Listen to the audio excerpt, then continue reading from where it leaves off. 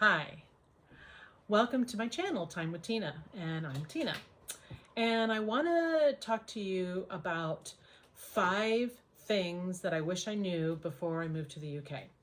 I did a previous video of things that I wish I knew before I moved to the UK. And after I did that video and some time had passed, I realized that I forgot 5 more things. So here I am doing another video, 5 more things that I wish I knew before I moved here to the UK from America. The first one is winters. Winters here are very brutal. They're very dark. They're wet and rainy and windy. And the darkness really it's really impactful when you don't see the sun for a long period, like months.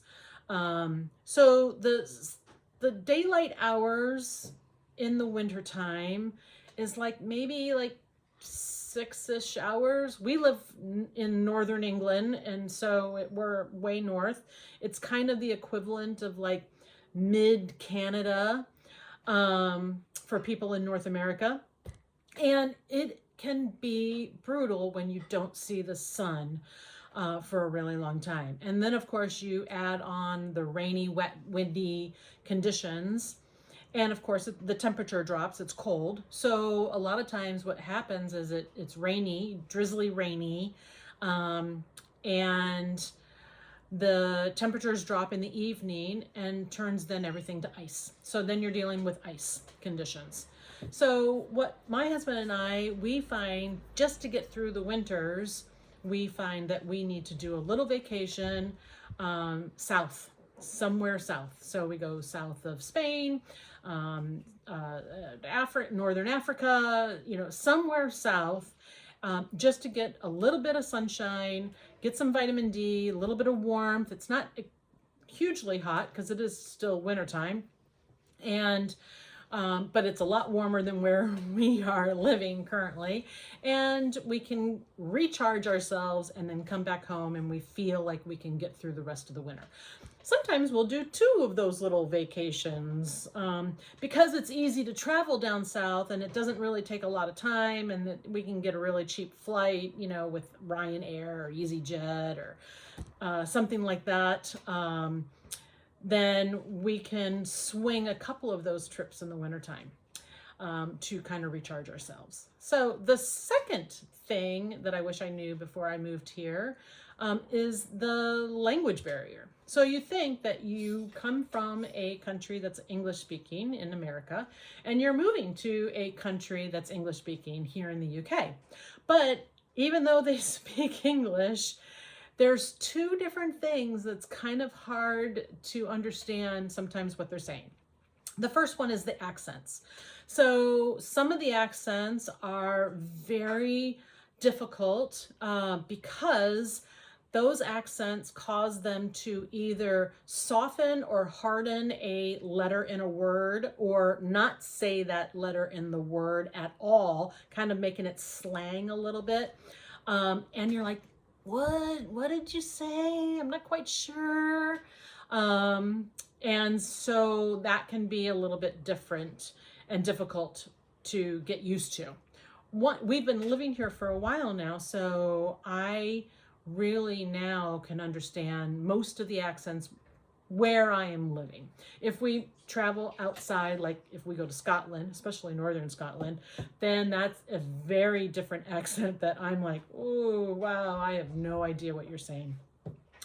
And they talk super fast up in northern Scotland. So it's really hard to understand what they're saying. And then the second part of the language barrier is different cultural phrases and words that they say that if you don't grow up here, you don't know what they are, you don't understand what they mean.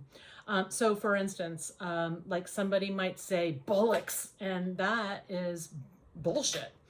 But if they say, oh, that's the dog's bollocks, then that means it's something really good. So it has a double meaning depending on how you use it. Another word that you might have heard They used it in the series Ted Lasso on Apple TV, I believe it was, where they called him Ted a wanker. And so a wanker is a jerk off. It is definitely derogatory, very negative.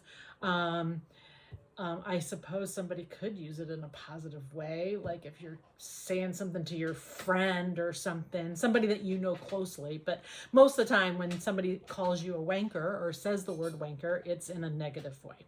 And then another word, they use football. And football here, very different than in America. American football is obviously American football, but football here is soccer, what Americans would call soccer. So those are just different things. If someone said, if you first came over here and you didn't understand sports necessarily, and someone was talking about football, you might automatically assume the American football style sport instead of soccer. So those are the things about the language barrier that's a little bit different. The third thing that I wish I knew is there are no screens on windows.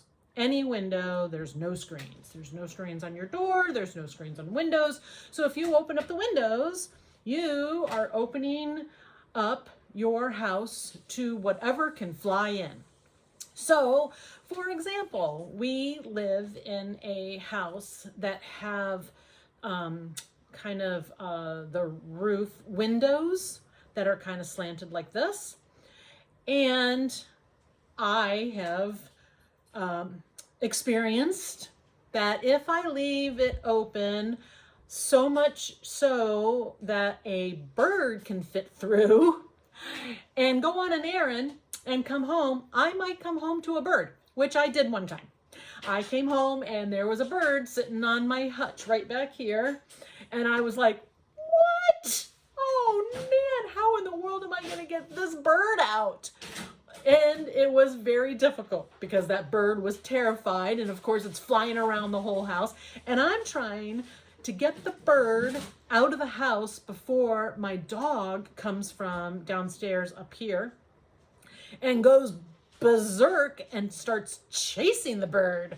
And then I'm like, oh, now what am I going to do? So fortunately, I was able to get the bird out, but then it also allows you to have bugs and spiders that just fly in and stay in. Now, fortunately, I live in town, so we don't have tons of flies or bugs that will come in.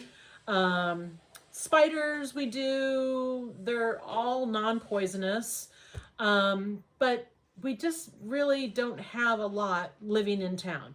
We did rent a house when we first got here on a farm, a working farm, and we had a ton of flies in the house. So much so that I didn't even know that this existed, and I learned quite quickly. Fly catchers that you hang everywhere in the house. So it's like this tape that you unravel and it just hangs there, and it's really disgusting. And it collects flies. The flies fly into it and stick to it and then they die. Yeah, so very disgusting. And then when it's full, you take it down and throw it away. You put up a new one because you have to, because you're living on a farm that has flies, a lot of flies. Oh my God, how many flies there were. That was one thing I was really glad when we moved in town, was just to get rid of the flies. However, I did like living on the farm. It was really great. It was so quiet.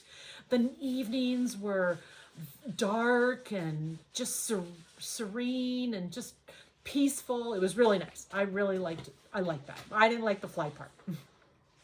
So the fourth thing that I wish I knew before moving to the UK is the driving piece. So there are a few things about the driving that we had to get used to and learn.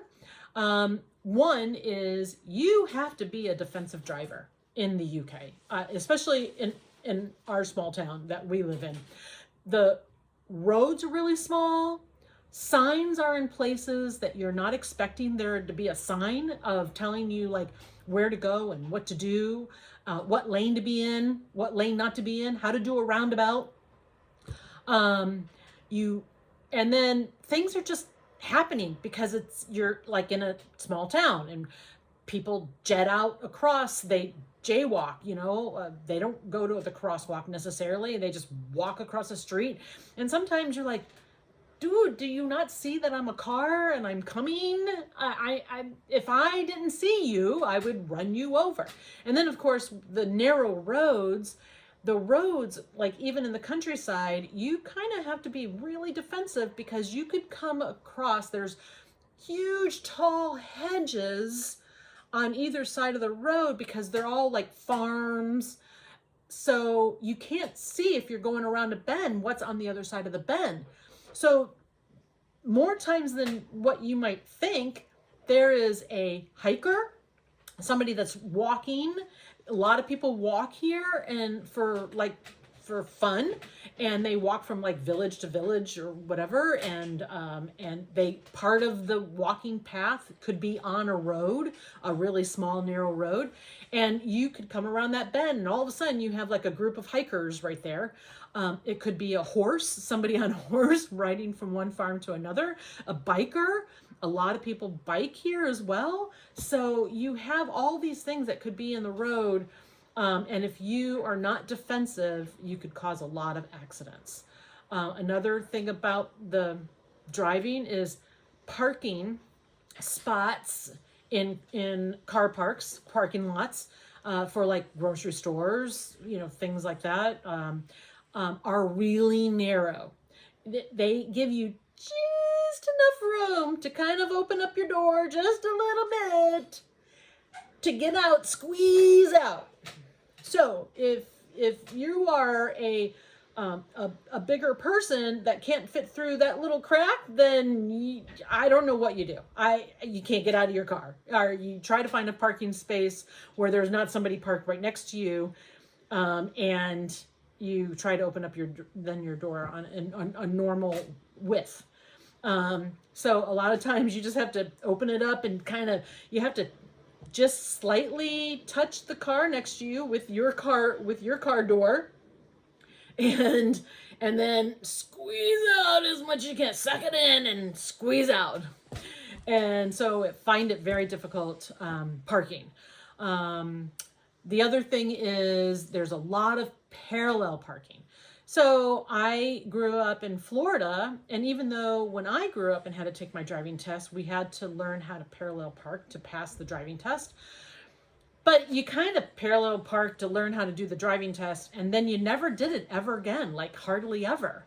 I think I parallel parked when I was in the States, like maybe just a couple of dozen times, like, the 30 plus years or whatever I was ever, living there. Because I was living in areas where I didn't need to parallel park. There was the parking lots that were, you could just drive right in, kind of a thing. So parallel parking here is very common. The streets are really small, and so they park, parallel parking with the traffic, and you have to kind of quickly know how to parallel park. And sometimes it takes me, 10 times to get myself into that spot. And you know what? It just takes me that many times. But I park, and a lot of times I don't have to park at all because I live in town now, so I walk everywhere. So that doesn't even really bother me that much anymore. The fifth thing I wish I knew before moving over here is that everything is smaller. Everything. Houses are smaller, appliances are smaller, stores are smaller, cars are smaller, shower space, shower stalls in your bathroom are smaller. Everything is just smaller. It's like a cozy living, I think they coined that cozy living term for, people that lived in all this smallness. To give them a cute name for something was bleh. So houses are not the open floor plan that we have in America. They're small rooms, You have, small living room, small dining room, small kitchen, small bedrooms, small bathroom. Everything has a door. Everything's small. And it's not to say that there aren't big houses around, but the majority, all the terrace homes and stuff, apartments and flats, they're small. Just everything's small. Appliances, like a washing machine. When you wash your clothes, like I can put in maybe 3 big towels into my washing machine, and that's it. I have to do that load, and then I can put in some more. So it's just small. So laundry here takes a bit of time, and of course the cycle is long. So laundry here, I'm always doing laundry, like all the time. Like laundry is that's every day, any day, you name it, you're doing laundry. And stores, so like box chain stores, like, your Walmarts and Targets and, Home Depot and things like that. They have similar here as well, but they are just smaller. They're not this massive one-stop shop kind of feel. And they don't go on forever like warehouses like Costco and things like that. They just have this kind of smaller version of Home Depot or smaller version of a grocery store. It's just smaller. And then of course cars are smaller, but that's good that they're smaller because roads are smaller. Your space that you have in your lane to drive down is smaller. Everything is just smaller. So it's kind of good that the cars are smaller. And then the shower space. Oh God. So shower spaces, we bought this house and our ensuite shower literally is the size of my husband. That's it. It is that big around. And you can't fit anything else. If he drops anything, he's not getting it. It's staying down there. It's just, that's how it is, because you can't bend down to get it. You can't even like pick it up with your foot and try to bring your foot up, the kind of a thing. So, just everything is just smaller. I want to say, my husband and I have a saying that it just feels like a shoe that's a half a size too small. So maybe you can relate to that. Well, anyway, so those are my 5 things that I wish I knew before I moved to the UK.